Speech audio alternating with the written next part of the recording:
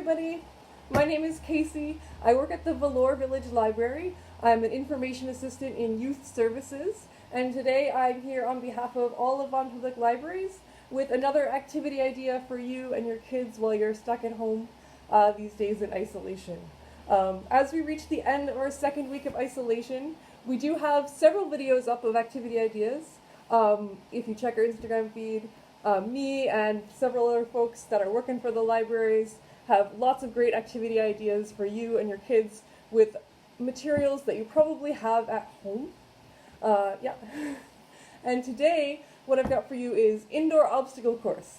The reason I wanted to talk about an indoor obstacle course today is because I know that I, in the first week of isolation, really forgot that I had to be moving my body.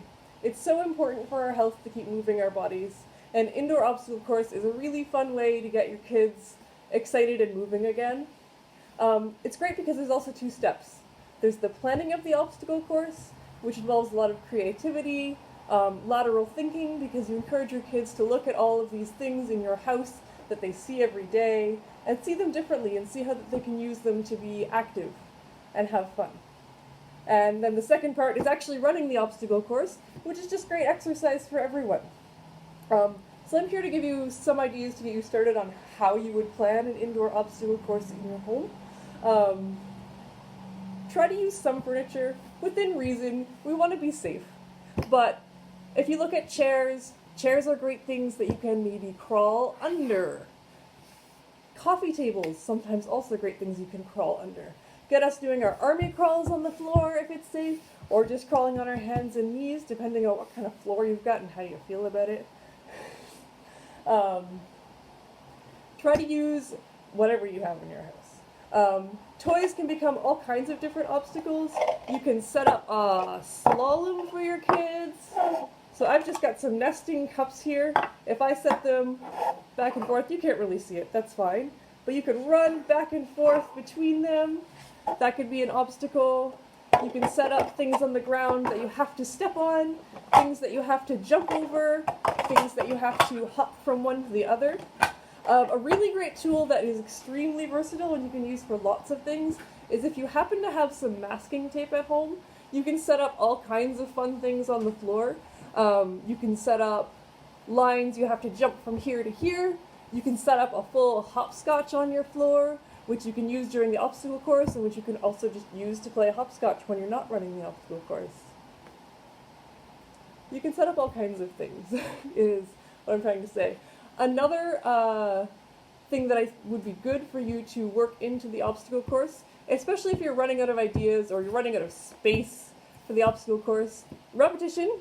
Sometimes it can just be, this room you run around it 5 times. Not just once, 5 times.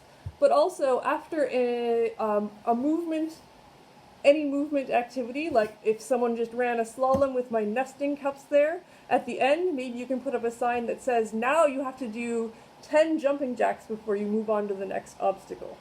You can get creative with the signs if you have paper and any kind of markers, crayon pencils, crayons, pens.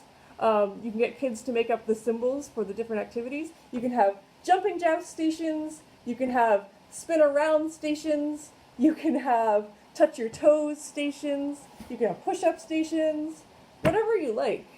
Make it as long or as short as you want. If you've got more than one kid, they can, don't have them run the obstacle course at the same time. That might be unsafe, but they can time each other and we can see who completes it fastest. If you only got one kid, that kid can compete with themselves.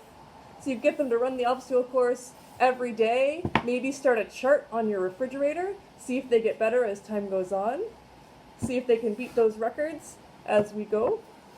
It's a good activity that will keep you going, I think, day after day for at least a little while.